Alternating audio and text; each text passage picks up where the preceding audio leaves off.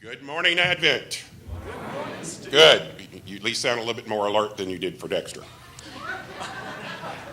6 years ago, the women of Advent decided that they wanted to get involved in foreign missions. And so they decided on a very small village in the town of Cebu, Honduras.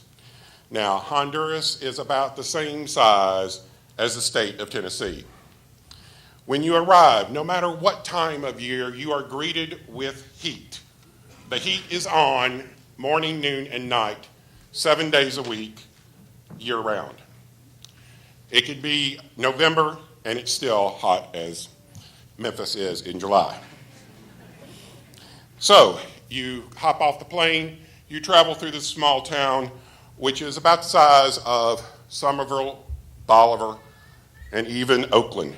It has a few fast food restaurants, and you head on to the hotel where you drop off your bags, and the first thing that you do in your room is crank on the air conditioner. That is your saving factor.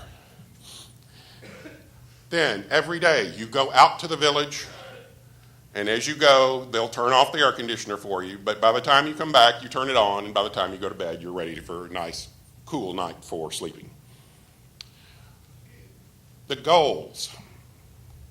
trip this year is July 12th through the 19th.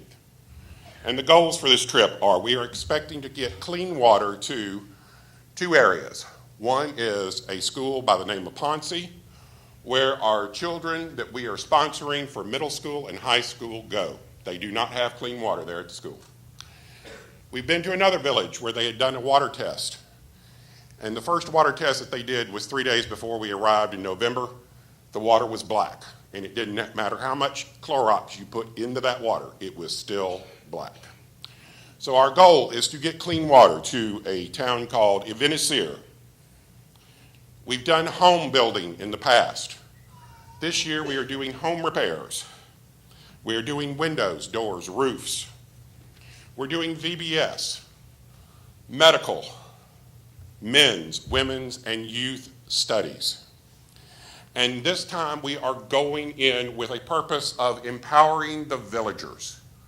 In other words, this time we're going to be teaching them, and they are going to go out into their communities, and they are going to be able to teach Bible lessons. So here is what you need. As Georgia Smith would say, these people just need some loving. That sounds like Georgia.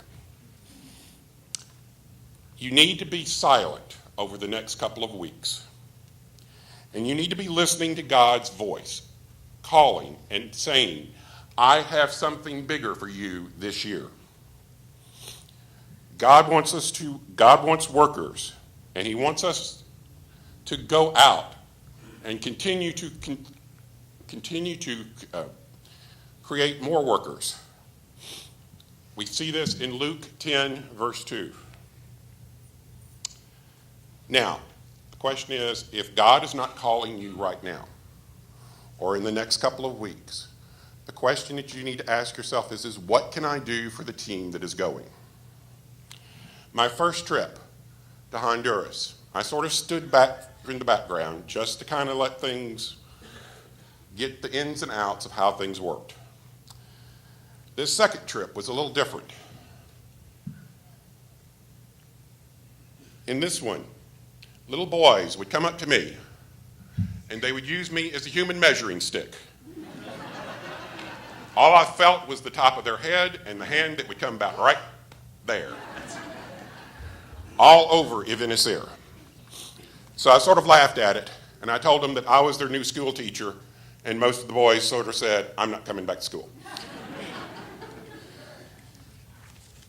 When we got back to Cebu,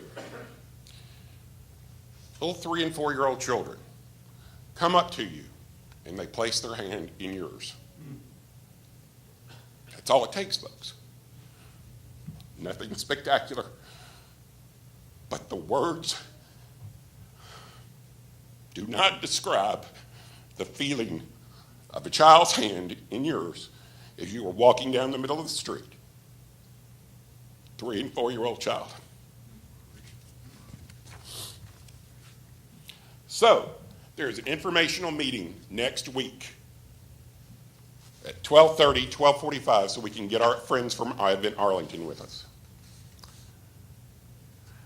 I want to read this to you. It says, wherever we are and whatever we do, God is looking for people who he can lift and build up his kingdom.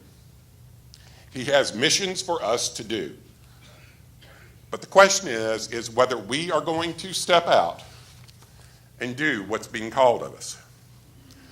Remembering that the hardest thing about foreign missions, home missions, and local missions is closing the house door behind you and stepping out in faith.